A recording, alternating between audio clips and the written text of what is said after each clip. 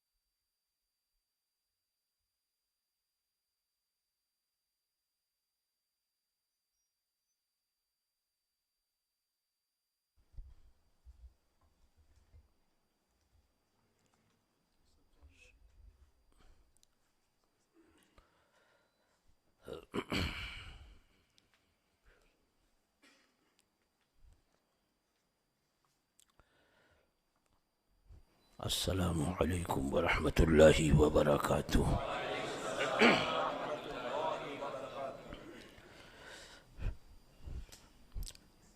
نحمده ونصلي ونسلم على حبيبه الكريم، أما بعد، فأعوذ بالله من الشيطان الرجيم، بسم الله الرحمن الرحيم، وما نقموا إلا أن أغناهم الله ورسوله من فضله، صدق الله مولانا العظيم، وبلغنا رسوله النبي الأمين الكريم، ونحن على ذلك لمن الشاهدين والشاكرين، والحمد لله رب العالمين۔ انتہائی عقیدت و محبت کے ساتھ بارگاہ رسالت میں درود و سلام کا نذرانہ محبت پیش کر لیجئے۔ اللہم صلی علی سیدنا و مولانا محمد ماد الجود والکرم وآلہ الکرام وابنہ الکریم وبارک وسلم، صلاة و سلاما علیک یا سیدی یا رسول اللہ صلی اللہ تعالی علیہ وسلم۔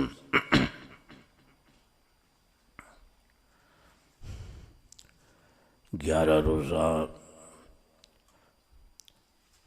مجالس محرم الحرام جو سالہ سال سے یہاں منعقد ہوتی رہی ہیں، آج سن 1445 کی پہلی شب ہے اور پہلی مجلس ہے۔ کچھ تاخیر ہوئی ایک جگہ اور میں حاضر ہوا تھا اور وہاں سے یہاں آیا۔ انشاءاللہ العزیز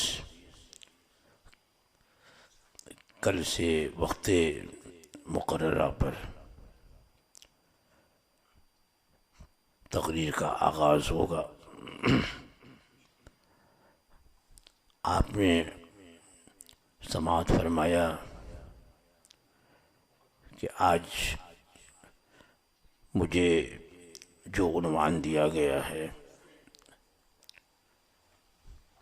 کہ مالک کونین ہیں گو پاس کچھ رکھتے نہیں،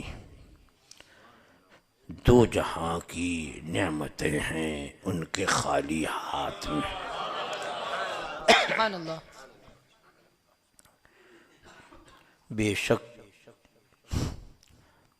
ہمارے آقا و مولا صلی اللہ تعالی علیہ وسلم اللہ کی عطا سے ساری کائنات کے مالک و مختار ہیں۔ بے شک سبحان اللہ۔ وہ رب قدیر، وہ خالق کائنات، وہ مالک حقیقی، اس نے اپنے فضل سے، اپنی قدرت کاملہ سے اپنے پیارے حبیب صلی اللہ تعالی علیہ وسلم کو مالک بھی بنایا، مختار بھی بنایا۔ اور ایسا نہیں ہے کہ کسی ایک دو چیز کا مالک بنایا، بلکہ اس رب قدیر نے ساری کائنات کا مالک و مختار بنایا۔ سبحان اللہ سبحان اللہ۔ اسی لیے اعلیٰ حضرت امام اہل سنت مجدد دین و ملت سیدنا امام احمد رضا فاضل بریلوی قدس سرہ العزیز یوں گنگناتے ہیں کہ میں تو مالک ہی کہوں گا سبحان اللہ۔ کہ ہو مالک کے حبیب، میں تو مالک ہی کہوں گا کہ ہو مالک کے حبیب، یعنی محبوب و محب میں نہیں میرا تیرا۔ سبحان اللہ۔ محبوب جس سے محبت کی جاتی ہے وہ محبوب ہے، اور جو محبت کرنے والا ہے وہ محب ہے۔ تو یہاں جو اعلیٰ فرمایا کہ محبوب و محب میں نہیں میرا تیرا، تو سرکار دو عالم صلی اللہ تعالی علیہ وسلم محبوب ہیں، اور ان کا رب ان کا محب ہے۔ اور وہ رب قدیر وہی مالک حقیقی ہے، وہ جسے جو چاہے عطا کرے۔ اس مالک حقیقی نے اپنے محبوب کو بھی مالک بنا دیا، تو اب جتنی بھی چیزیں ہیں سب اللہ کی مملوک ہیں، سب اللہ کی ملکیت، اور جو محب کی ہے وہ محبوب کی بھی ہے۔ سبحان اللہ سبحان اللہ۔ تو کہا یعنی محبوب و محب میں نہیں میرا تیرا۔ تو الحمدللہ ہم سنی صحیح العقیدہ مسلمان اپنے آقا و مولا صلی اللہ تعالی علیہ وسلم کو مالک بھی مانتے ہیں اور مختار بھی مانتے ہیں، ہے سبحان اللہ بے شک۔ کہ مالک کونین ہیں۔ ہاں، صرف ایک دو شہر کے نہیں بلکہ ساری کائنات کے مالک کے کونین، کونین کے دو جہاں کے مالک۔ تو مالک کونین ہیں، گو پاس کچھ رکھتے نہیں، بظاہر پاس میں اگر نہیں ہے، یعنی ہماری نظریں جو ہیں وہ دیکھ رہی ہیں کہ حضور اکرم صلی اللہ تعالی علیہ وسلم کا دست پاک خالی ہے، لیکن یہ جو خالی نظر آ رہا ہے تو ساری کائنات کی دو جہاں کی نعمتیں جو ہیں، یہ جو ہاتھ دست پاک خالی دکھ رہا ہے اسی میں ہیں سب۔ سبحان اللہ۔ ساری نعمتیں انہی دونوں دست پاک میں ہیں، جسے چاہیں عطا کریں اور جس طرح چاہیں عطا کریں، سبحان اللہ۔ جتنا چاہیں عطا کریں۔ اور خود اللہ جل وعلا نے بھی اپنے کلام مجید میں جو ارشاد فرمایا ہے، خطبہ مسنونہ کے بعد جو میں نے آیت کریمہ کا حصہ تلاوت کیا، اس میں کیا ارشاد ہوا، پہلے اس پر آپ غور کریں کہ ارشاد ہوا کہ وَمَا نَقَمُوا إِلَّا أَنْ أَغْنَاهُمُ اللَّهُ وَرَسُولُهُ مِنْ فَضْلِهِ، انہیں یہی تو برا لگا، یعنی اور کوئی بات، وَمَا نَقَمُوا إِلَّا حصر کر دیا، یعنی ان منافقوں کا ذکر اوپر سے چل رہا،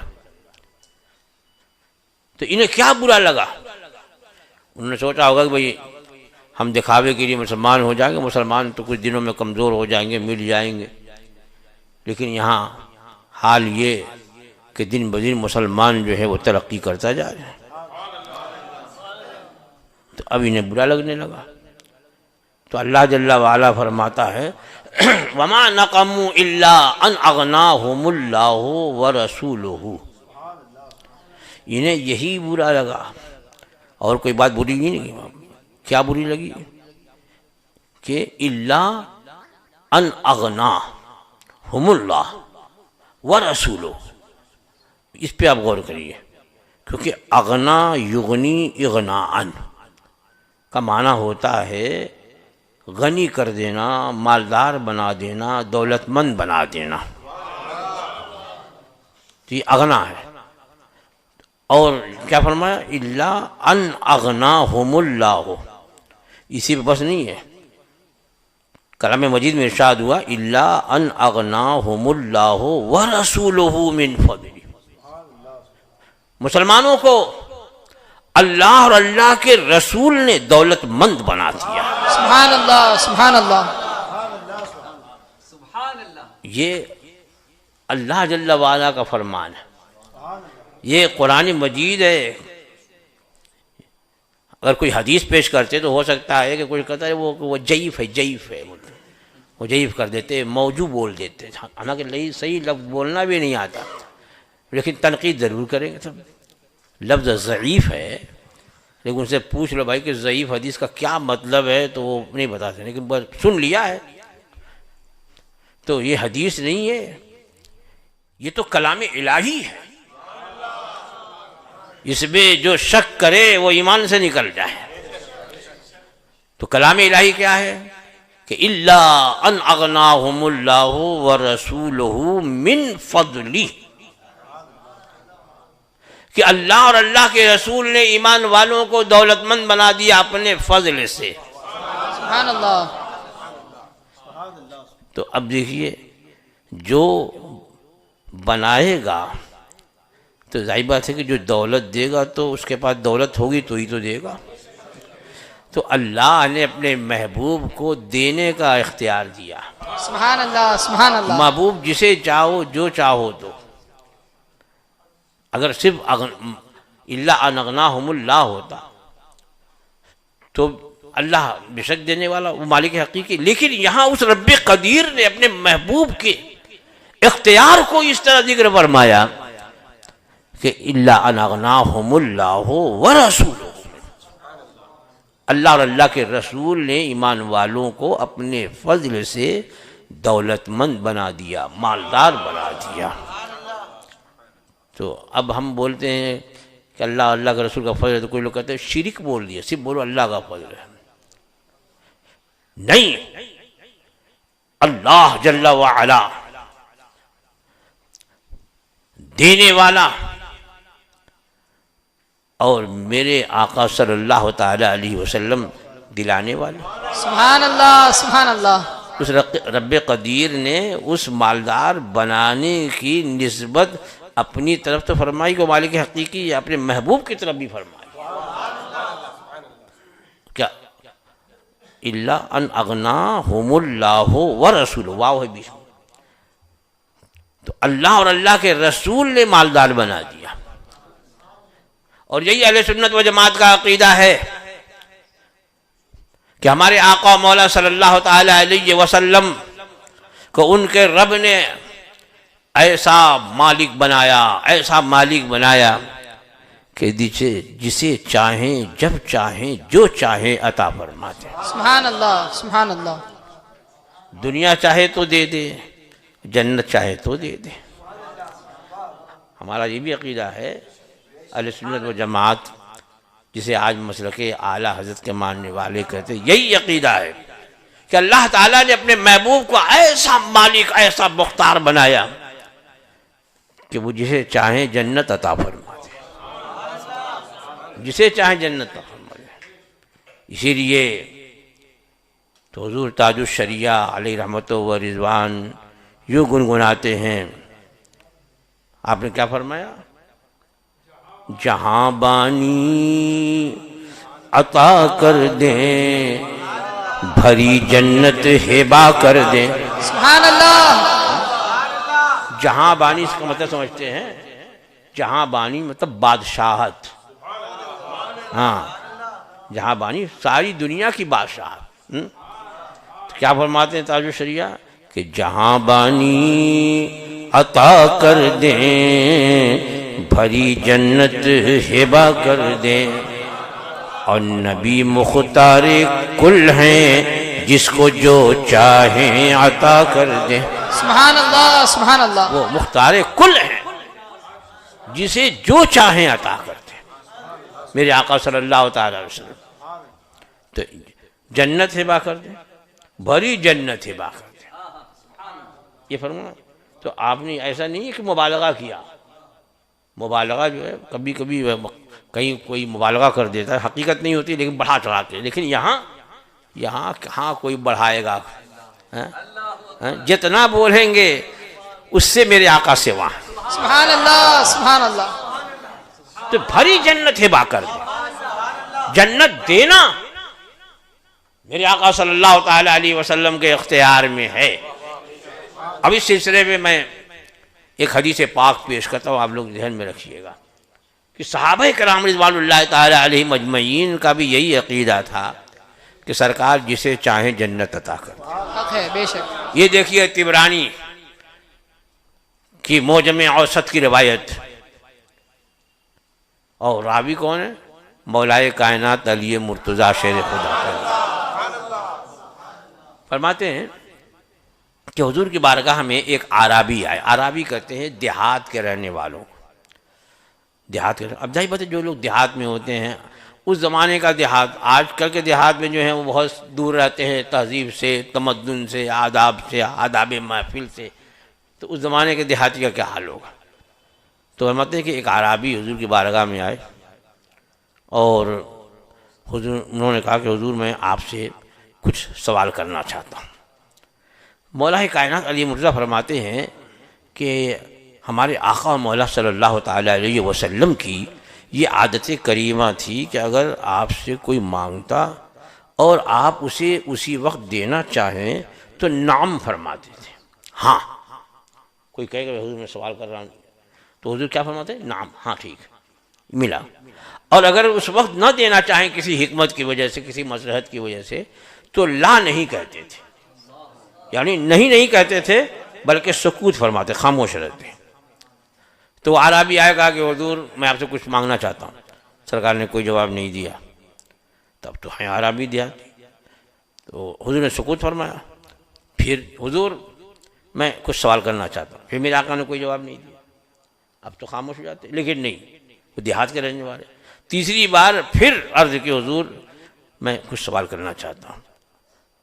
اب جب تیسری بار کہا تو میرے آقا نے کیا فرمایا؟ میرے آقا نے فرمایا سل ما شئتا، مانگ جو چاہے۔ سبحان اللہ۔ سل ما شئتا، یہاں اس حدیث میں ما شئتا بھی ہے، تو اب یہ ما جو ہے یہ عموم کے لیے آتا ہے، عربی میں من اور ما یہ عموم کے لیے، یعنی جو چاہے، ما شئتا، جو چاہے تو مانگ لے، سل مانگ ما شئتا، جو چاہے۔ تو اب دیکھیے یہ صحابہ کا عقیدہ دیکھیے، حضرت علی فرماتے ہیں کہ ہم لوگوں نے یہ سوچا کہ اب تو یہ حضور سے جنت ہی مانگے گا۔ سبحان اللہ۔ کیوں؟ اس لیے کہ میرے آقا نے فرما دیا ما شئتا، جو چاہے مانگ۔ تو اب کیا حضرت علی کیا دیکھیے عقیدہ صحابہ کا، ہاں یہ عقیدہ جو ہے بریلی کی پیداوار نہیں ہے، ہاں یہ صحابہ کا عقیدہ۔ تو حضرت علی اور حضرت علی بھی جو ہیں وہ عام صحابی نہیں ہیں، خلفائے راشدین میں سے ہیں۔ حضرت علی میرے آقا کے مزاج کو خوب جاننے والے، کہ میرے آقا نے ان کے بارے میں فرمایا کہ انا مدینۃ العلم وعلی بابھا، میں علم کا شہر، علی اس کے دروازے۔ حضرت علی وہ ہیں کہ فرماتے ہیں کہ اگر میں بسم اللہ کے بے کی تفسیر لکھوں تو 70 اونٹوں کا بوجھ ہو جائے، وہ حضرت علی۔ تو اب حضرت علی کیا فرماتے ہیں کہ جب حضور نے ان اعرابی سے یہ کہا سل ما شئت، جو چاہے مانگ لے، تو ہم صحابہ نے یہ خیال کیا کہ اب تو یہ جنت ہی مانگے گا، اس لیے کہ صحابہ کا عقیدہ معلوم ہو گیا نا، صحابہ کا عقیدہ کہ میرے آقا جو ہیں وہ جنت عطا فرماتے ہیں، تو اب ان کو کہہ دیا ما شئت سل ما شئت، تو اب تو جنت ہی مانگے گا۔ لیکن وہ تھے اعرابی، حضور نے فرمایا جو چاہے مانگ لے۔ تو انہوں نے کہا کہ مجھے ایک اونٹنی چاہیے اپنے وطن تک پہنچنے کے لیے۔ کہا کہ جو چاہے مانگ لے، تو کیا کہا؟ اونٹنی، ایک اونٹنی چاہیے گھر تک پہنچنے کے لیے۔ تو میرے آقا نے فرمایا، کیا فرمایا؟ اور کیا چاہیے؟ سبحان اللہ، وہ تو ہے اونٹنی دیا، اور کیا چاہیے؟ اب مانگ لیے ہوتے، اور کیا چاہیے؟ تو انہوں نے کہا کہ وطن تک پہنچنے کے لیے زیادہ راہ چاہیے، کچھ خرچہ ورچہ یا ناشتہ واشتہ۔ حضور نے فرمایا وہ بھی دیا۔ اب یہاں ایک بڑی نکتے کی بات جو آگے آ رہی ہے، خود سرکار اب کیا فرماتے ہیں؟ جب میرے آقا نے عام اجازت دے دی جو چاہے مانگ، تو کیا مانگا؟ اونٹ اور گھر تک پہنچنے کے لیے زیادہ راہ۔ اب حضور کا دیا ہے، یہ بھی دیا۔ اب میرے آقا خود فرماتے ہیں کہ اس اعرابی میں اور حضرت موسیٰ علیہ السلام کے زمانے کی ضعیفہ عورت میں کتنا فرق ہے، خود کریں کتنا فرق ہے۔ یہاں میں نے کہا جو چاہے مانگ، تو یہ اونٹ مانگ رہا ہے، دنیا مانگ رہا ہے۔ اب وہ دیکھو حضرت موسیٰ علیہ السلام کے زمانے، خود حضور فرمانے گویا کہ اس نے کیا مانگا؟ دنیا مانگی تھوڑی سی، جبکہ میں نے کہا تھا ما شئت، جو چاہے۔ تو خود فرمایا کہ کتنا فرق ہے اس اعرابی میں اور حضرت موسیٰ علیہ السلام کے زمانے کی اس بوڑھی عورت میں، بوڑھی خاتون میں۔ کیوں؟ اصل میں واقعہ یہ ہے کہ جب حضرت موسیٰ علیہ السلام بنی اسرائیل کو لے کر مصر سے روانہ ہوئے، تو اچانک سارے جتنے بھی جانور سے سواریاں تھیں سب کے منہ پھر گئے، آگے نہیں بڑھ رہے، سب مڑ گئے۔ ایک دو مڑے تو کہیں گے شرارت کر رہا ہوگا، سارے جانور جو ہیں چاہے اونٹ ہوں کہ گھوڑے ہوں سب پھر گئے ایسے۔ تو حضرت موسیٰ علیہ نبینا علیہ السلام نے سمجھ لیا کہ یہ من جانب اللہ ہے، سب مڑ گئے۔ بارگاہ خداوندی میں عرض کی تو اللہ جل وعلا نے فرمایا اے موسیٰ تم یوسف کی قبر سے قریب ہو، ان کی نعش بھی لے جاؤ۔ حضرت یوسف علیہ السلام کو دنیا سے رخصت ہوئے صدیاں گزر گئی ہیں، حضرت یوسف علیہ السلام یعنی اتنا زمانہ گزر گیا کہ حضرت یوسف علیہ السلام تنہا آئے تھے، بعد میں ان کے بھائی آئے، اور ان کی نسل اتنی ہوئی کہ موسیٰ علیہ السلام جب مصر سے جا رہے ہیں تو 6 لاکھ بنی اسرائیل تھے، صدیاں گزر گئی۔ ارشاد ہوا کہ یوسف کی لاش بھی اپنے ساتھ لے جاؤ۔ اب حضرت موسیٰ علیہ السلام حیران کہ حضرت یوسف علیہ السلام کی قبر کہاں؟ لوگوں سے پوچھا بھائی یوسف علیہ السلام کی قبر معلوم ہے؟ تو اکثر لوگوں نے نہیں۔ پھر یہ پتہ چلا کہ ایک بوڑھی عورت ہے، ایک ضعیفہ ہے، وہ جانتی ہے کہ حضرت یوسف علیہ السلام کی قبر کہاں ہے۔ حضرت موسیٰ علیہ السلام نے بلایا کہ بھائی تمہیں حضرت یوسف علیہ السلام کی قبر معلوم ہے؟ کہاں معلوم ہے؟ کہاں ہے بتاؤ۔ کیسے تھوڑی بتاؤں گی، ایسے نہیں بتاؤں گی، پہلے آپ وعدہ کیجئے کہ میں جو مانگوں گی وہ دیں گے، تب بتاؤں گی میں۔ تو حضرت موسیٰ علیہ السلام نے ٹھیک ہے جو مانگو دیں گے۔ قبر کے نشان تو بتا دو. مجھے بتا دیا. اب کہا کہ میں جو مانگوں دی. کہاں کیا مانگتی ہے؟ کہا آپ والی جنت. بہت چالاک تھی.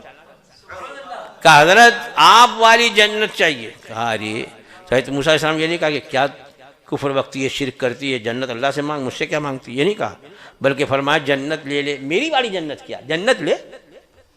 جنت تو بہت وسیع ہے، جنت لے لے. میری والی جنت مانگ رہی؟ کہ نہیں آپ والی جنت. کہا حضرت موسیٰ علیہ السلام نہیں جنت لے لے. کہ نہیں آپ والی جنت چاہیے. اچھا بات یہ تکرار ہو رہی ہے حدیث پاک میں ہے کہ آپ کہہ رہے ہیں کہ جنت لے، کہہ رہے ہیں آپ والی جنت چاہیے. تب حضرت موسیٰ علیہ السلام پر وہی ہوتی ہے کیا؟ حضرت اللہ جل وعلا حضرت موسیٰ علیہ السلام سے فرماتا ہے موسیٰ جو مانگ رہی ہے دے کے وہ نہیں دیتے، تمہارا کیا نقصان ہے؟ سبحان اللہ. نعرہ تکبیر، نعرہ رسالت، عطائے مصطفیٰ، سخاوت مصطفیٰ، نعرہ رسالت، علماء اہل سنت. اللہ جل وعلا یہ نہیں فرمایا موسیٰ اس بوڑھی سے بول دو کہ جنت مانگنا تھا تو مجھ سے مانگا ہوتا، تم سے کیا مانگا. یہ نہیں فرمایا. کیا فرمایا؟ موسیٰ جو مانگ رہے دے کے وہ نہیں دیتے. کہ اللہ جل وعلا نے حضرت موسیٰ علیہ نبینا علیہ السلام جو کلیم اللہ ہیں، جو اولو العزم رسولوں میں سے ایک ہیں، جو صاحب کتاب رسول ہے، انہیں بھی یہ اختیار دیا ہے تم سے جو مانگے وہ دے دو. سبحان اللہ. تو وہ جو رسولوں کے رسول ہیں، سبحان اللہ، وہ جو سارے رسولوں کے آقا ہیں، وہ جو جب کلیم اللہ کا یہ عالم ہے تو حبیب اللہ کا کیا عالم. سبحان اللہ، سبحان اللہ. تو خود سرکار فرماتے ہیں، کیا فرماتے ہیں کہ اس عربی میں حضرت موسیٰ علیہ السلام کے زمانے کی اس بوڑھی عورت میں کتنا فرق ہے کہ یہاں میں نے اختیار دیا سلمہ شیتا جو چاہے مانگ لے. تو اونٹ مانگ رہا ہے، زاد راہ مانگ رہا ہے، اور وہاں دیکھو موقع ملا تو اس بوڑھی عورت نے جنت مانگ لی. گویا کہ سرکار سے جنت مانگنا یہ سرکار کی مرضی کے مطابق ہے. یہ بھی نہیں کہا حضور کے مرضی کے مطابق ہے. اسی لیے تو کیا فرمایا کتنا فرق ہے. یعنی یہاں میں نے اختیار دیا تو جنت مانگ لیتا. اور صحابہ کرام بھی کہنے حضرت علی فرماتے ہیں کہ ہم صحابہ نے یہ سوچا کہ اب تو یہ جنت ہی مانگے گا، لیکن اس نے مانگا کیا؟ اونٹ مانگا، زاد راہ مانگا. تو اس حدیث پاک سے کھل کے بات آ گئی کہ میرے آقا صلی اللہ تعالی علیہ وسلم جسے چاہیں بھری جنت ہبہ کر دیں. سبحان اللہ، سبحان اللہ. جہاں بانی عطا کر دیں، بھری جنت ہبہ کر دیں. نبی مختار کل ہیں، جسے چاہیں عطا کر دیں. سبحان اللہ، سبحان اللہ. اب میرے آقا صلی اللہ تعالی علیہ وسلم کا عنوان آج جو دیا گیا وہ کیا؟ مالک کونین ہے. مالک کونین. تو کونین میں سب آ گئے، زمین بھی، آسمان بھی، جنت بھی، دوزخ. میرے آقا سب کے مالک، ان کے رب نے انہیں مالک بنایا ہے. ان کے اور کچھ وہ بڑھاکو ہے وہ کہتے ہیں کہ حضور کو خود یہ پتہ نہیں تھا کہ میرا خاتمہ کیسا. معذرت، کلمہ بھی پڑھ رہے ہیں اور حضور پر یہ اعتراض بھی کر رہے ہیں. ہم سنی صحیح العقیدہ مسلمان اپنے آقا مولا صلی اللہ تعالی علیہ وسلم پر وہ عقیدہ رکھتے ہیں جو صحابہ کرام کا عقیدہ ہے، جو قرآن کی بولی ہے، جو حدیث پاک کا فرمان ہے. سبحان اللہ. تو میرے آقا صلی اللہ تعالی علیہ وسلم مالک کون ہے. اسی لیے صحابہ کرام رضوان اللہ تعالی علیہم اجمعین کو ضرورت ہوتی تو حضور کی خدمت میں حاضر ہو جاتے اور میرے آقا عطا فرما دیتے. یہ دیکھیے بخاری شریف میں حضرت سیدنا جابر رضی اللہ تعالی عنہ جو مشہور صحابی ہیں، ان کے والد کا غزوہ احد میں، ان کے والد کی غزوہ احد میں شہادت ہو گئی، اور ان کے والد پر بہت زیادہ قرض تھا،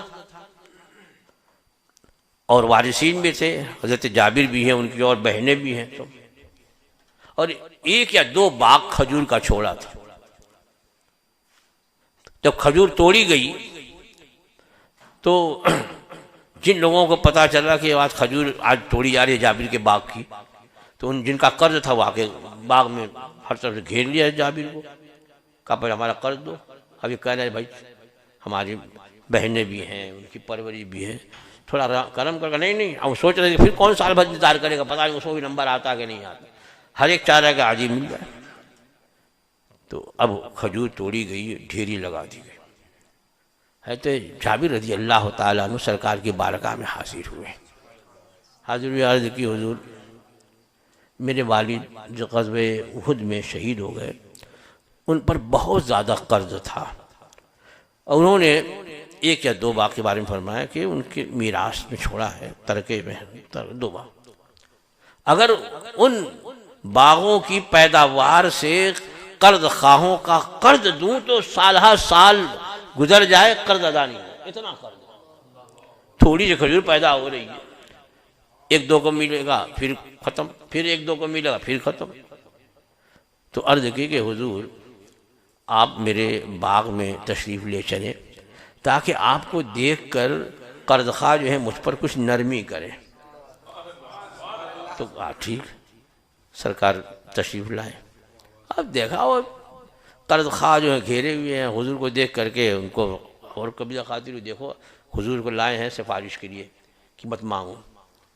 اب میرے آقا تشریف لائے، تشریف لانے کے بعد جو کھجور ایسے ڈھیر لگائی ہوئی تھی، ڈھیر کھجور کی ڈھیر لگی، تو سرکار آئے اور تشریف لائے، اور وہ کھجور کی جو ڈھیری تھی اس کے گرد حضور نے چکر لگایا، ایسے چکر لگایا، برکتیں دے دی، چکر لگایا۔ چکر لگانے کے بعد کھجور کی ڈھیری پہ تشریف فرما ہو گئے حضور، کھجور کی ڈھیری تھی اس کے اوپر بیٹھ گئے، تشریف فرما ہوئے، اب فرمایا جابر اب قرض خواہوں کو بلاؤ اور ان کا قرض دیتے جاؤ۔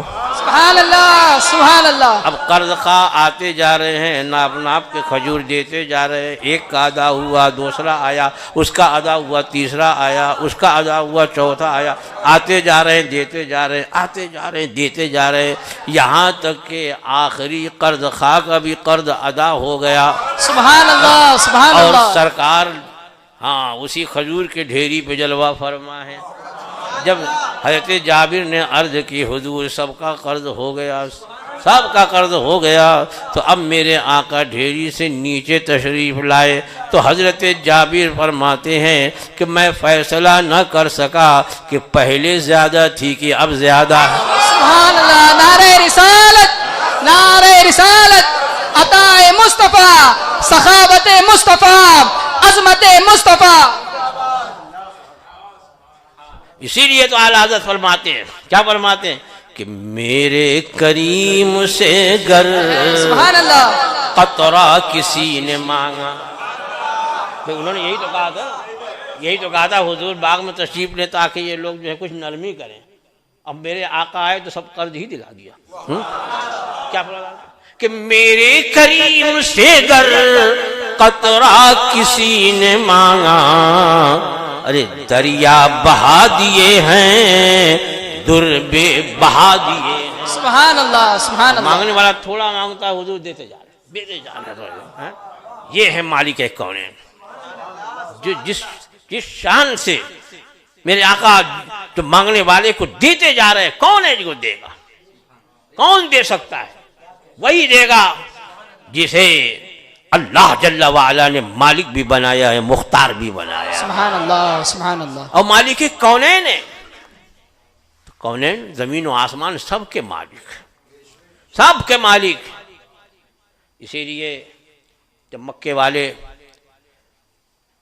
حضور اکرم صلی اللہ تعالی وسلم سے مطالبات کرتے کہ معجزہ دکھائیے، جب سرکار نے معجزہ پیش کیا تو اب وہ کیا کرتے؟ انکار کر دیتے کہ معاذ اللہ یہ جادو ہے، یہ جادو ہے، ایسا کر دیتے۔ سرکار کے معجزے کو جادو قرار دیتے، نہیں مان لاتے۔ تو مکے والوں میں سے کچھ لوگوں نے کہا کہ دیکھو تم لوگ جادو بولتے ہو، جادو جو ہے وہ زمین پر چلے گا، آسمان پہ تو نہیں چلے گا نا۔ تو تم جو ہے ان سے کہ اگر آپ اللہ کے رسول ہیں، اللہ کے نبی ہیں، تو کوئی ایسا معجزہ دکھائیے جو آسمان سے متعلق ہو، آسمان سے۔ اب ایک مرتبہ کچھ مکے والے آئے سرکار کی بارگاہ میں کہ آپ کو ایسا معجزہ دکھائیے کہ جو آسمان سے متعلق ہو، زمین سے متعلق نہیں۔ تو سرکار نے فرمایا اچھا ٹھیک ہے، تم ہی بتاؤ کیا دکھاؤں، کیا دیکھنا چاہتے؟ تو اب وہ 14ویں رات تھی، رات کا وقت تھا اور 14ویں کا چاند جو ہے وہ چمک رہا تھا۔ ان لوگوں نے کہا کہ یہ چاند کے 2 ٹکڑے کر دیجیے، کیونکہ اگر جادو ہوگا تو زمین والوں پہ چلے گا، آسمان والوں پہ تو نہیں۔ میرے آقا صلی اللہ تعالیٰ علیہ وسلم نے اپنی انگشت مبارک سے اشارہ فرمایا، وہ جو چاند چمک رہا تھا وہ 2 ٹکڑے ہو گیا۔ سبحان اللہ سبحان اللہ۔ اور سرکار جبل بقبیس کے دامن میں کھڑے تھے اور مکے والے بھی کھڑے تھے۔ سرور کائنات صلی اللہ تعالی وسلم نے اشارہ فرمایا تو 1 ٹکڑا پہاڑ کے اس طرف اور 1 ٹکڑا پہاڑ کے اس طرف سبحان اللہ۔ وہ چمک رہا ہے۔ اسی کو اعلیٰ حضرت فاضل بریلوی قدس سرہ العزیز یوں گنگناتے ہیں کہ اشارے سے چاند کو چیر دیا، چھپے ہوئے خور کو پھیر لیا۔ خور مانے سورج، ڈوب گیا تھا، سورج کو پھیر لیا اور اشارہ کیا، چاند 2 ٹکڑے ہوئے۔ تو اشارے سے چاند کو چیر دیا، چھپے ہوئے خور کو پھیر لیا، گئے ہوئے دن کو عصر کیا، یہ تاب و تواں تمہارے لیے۔ سبحان اللہ سبحان اللہ۔ یہ تاب و تواں، یہ طاقت، یہ قوت کس کے لیے ہے؟ یا اللہ کے محبوب، ہم سب کے آقا آپ کے لیے ہے۔ یہ چاند جو ہے وہ چھوٹا موٹا نہیں ہے، دیکھنے میں جو ہے تھالی برابر لگتا ہے، اتنا بڑا لگتا ہے، وہ اونچائی کی وجہ سے، ورنہ زمین سے کچھ چھوٹا ہے بس۔ چاند جو ہے زمین سے کچھ چھوٹا ہے اور سورج جو ہے وہ زمین سے کئی گنا بڑا، لیکن دونوں دکھتے کیسے؟ چھوٹے چھوٹے، دوری کی وجہ سے، بلندی کی وجہ سے۔ تو اتنا بڑا چاند، اور میرے آقا نے اشارہ فرمایا تو 2 ٹکڑے ہو گیا۔ اسی کو اللہ جل وعلا اپنے کلام مجید میں فرماتا ہے اقتربت الساعۃ وانشق القمر، اقتربت الساعۃ وانشق القمر، قیامت قریب آ گئی اور چاند 2 ٹکڑے ہو گیا، چاند 2 ٹکڑے ہو گیا۔ تو اب آپ کہو گے قیامت قریب آ گئی؟ ہاں، جب سے دنیا قائم ہے میرے آقا صلی اللہ تعالیٰ علیہ وسلم کا زمانہ آخری زمانہ ہے۔ سرکار آخری رسول، آخری نبی بن کر دنیا میں تشریف لائے، تو جب سے دنیا قائم اس کے مقابلے میں اب وقت تھوڑا رہ گیا قیامت میں۔ اسی کو فرمایا قیامت قریب آ گئی، چاند 2 ٹکڑے ہو گیا۔ وَإِن يَرَوْا آیَةً يُعْرِضُوا، اب کچھ لوگوں نے کہا کہ یہ قیامت کا بیان، قیامت میں چاند جو ہے ٹکڑے ہو جائے گا، تو آگے والے کا کیا جواب دیں گے؟ آگے جو فرمایا وَإِن يَرَوْا آیَةً يُعْرِضُوا وَيَقُولُوا سِحْرٌ مُسْتَمِرٌ، اور یہ کافر جب کوئی اللہ کی نشانی دیکھتے ہیں، کوئی معجزہ دیکھتے ہیں تو اپنا رخ پھیر لیتے ہیں، منہ موڑ لیتے ہیں اور کہتے ہیں یہ تو جادو ہے جو چلا آیا ہے ہمیشہ، مستمر۔ تو اب کیا قیامت جب قائم ہوگی تو یہ کہیں گے کیا کہ جادو ہے، جادو ہے، جادو؟ وہاں تو نفسی نفسی کا عالم ہوگا، جنگل والے ادھر بھاگ رہے ہیں، آبادی والے جنگل میں بھاگ رہے ہیں۔ قیامت جب سور پھونکا جائے گا تو کوئی بولے گا یہ جادو کی آواز ہے؟ یہ میرے آقا کے معجزے ہی کا بیان ہے، اس کے لیے دلیل ہے کہ آگے فرما وَإِن يَرَوْا آیَةً، کہ یہ کافر جب کوئی نشانی دیکھتے ہیں منہ موڑ کر کے کہتے ہیں یہ تو جادو ہے جو ہوتا ہوا آیا۔ اس وقت بھی یہی کہا، اس وقت بھی یہی کہا کہ جادو ہے، وہ جو چلا آ رہا ہے وہی ہے۔ اللہ اکبر۔ لیکن کچھ اس میں عقل والے تھے تو ان لوگوں نے کہا نہیں ابھی ایسا مت کرو، انکار مت کرو، بلکہ ہمارے قافلے جو ہیں، مکہ معظمہ کے لوگوں کے قافلے باہر گئے ہیں، وہ کچھ قافلے واپس ہو رہے ہیں، ان کا انتظار کر لو، اور جب وہ مکہ شریف آئیں تو ان سے پوچھو کہ کیا فلاں رات میں، فلاں تاریخ میں، فلاں رات میں تم نے کوئی عجیب و غریب بات دیکھی کیا؟ تو کہا ہاں یہ ٹھیک ہے۔ تو کچھ روز کے بعد باہر سے قافلہ آیا، اور جب قافلہ آیا تو ان سے پوچھا بھی فلاں تاریخ میں تم نے رات میں کوئی عجیب و غریب بات دیکھی؟ کیونکہ پہلے سفر جو کرتے تھے کچھ دن کے حصے میں کرتے، کچھ رات کے حصے میں کرتے تھے، تو رات میں بھی سفر کیا ان لوگوں نے. تو ان سے پوچھا کہ رات میں آپ نے فلاں تاریخ میں رات میں کچھ دیکھا؟ تو انہوں نے کہا ہاں دیکھا. تو کیا دیکھا؟ ہم نے یہ دیکھا کہ آسمان کا چاند جو ہے وہ 2 ٹکڑے ہو گیا. سبحان اللہ سبحان اللہ. دونوں ٹکڑے دور دور جدا ہو گئے اور پھر آپس میں دونوں ٹکڑے مل گئے. تو ماننے والوں نے مانا اور انکار کرنے والے ویسے ہی رہے، ضد پر اڑے رہے کہ یہ تو جادو ہے. میرے آقا صلی اللہ تعالی علیہ وسلم کا یہ معجزہ اس بات کا اعلان ہے کہ میرے آقا سب کے مالک ہیں، چاند کے بھی مالک ہیں، سورج کے بھی مالک ہیں. چاند کو چاہا تو 2 ٹکڑے کر دیا، سورج کے مالک ہیں، چاہا تو واپس بلا لیا تھا. سبحان اللہ.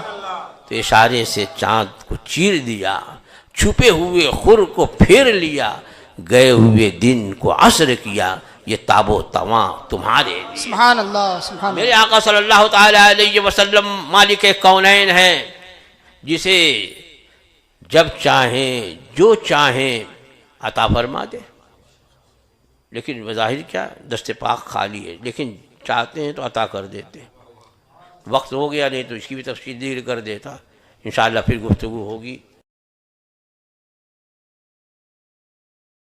شہدائے کربلا کے صدقے میں ان مجالس کے فیوض و برکات سے مالا مال فرمائے، ہمارے عقیدے و ایمان کو مضبوط سے مضبوط تر فرمائے، اور ہم سب لوگوں کو مسلک حق، مسلک اہل سنت، جسے پہچان کے لیے زمانے میں مسلک اعلیٰ حضرت کہتے ہیں، اسی سچے مسلک پہ مضبوطی سے گامزن فرمائے اور اسی سچے مسلک کا خادم بنائے. وآخر دعوانا الحمدللہ رب العالمین.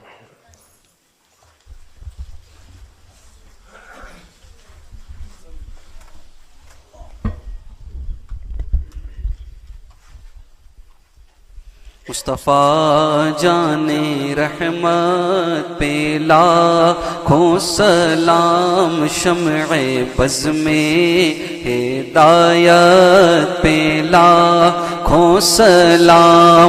ہم غریبوں کے آقا پہ بے حد درود، ہم فقیروں کی ثروت پہ لاکھوں سلام. غوث اعظم امام تقی والنقا، جلوہ شان قدرت پہ لاکھوں سلام. کاش محشر میں جب ان کی آمد ہو اور بھیجے سب ان کی شوکت پہ لاکھوں سلام.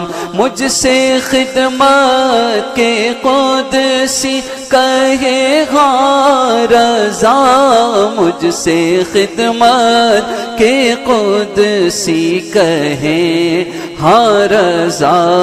مصطفیٰ جان رحمت شمع بز میں ہدایت پہ لاکھوں سلام. غوث و خواجہ رضا حمید و مصطفیٰ، پنج گنجے ولایت پہ لاکھوں سلام. ڈال دی قلب میں عظمت مصطفیٰ، ڈال دی قلب میں عظمت مصطفیٰ. سیدی اعلیٰ حضرت پہ لاکھوں سلام.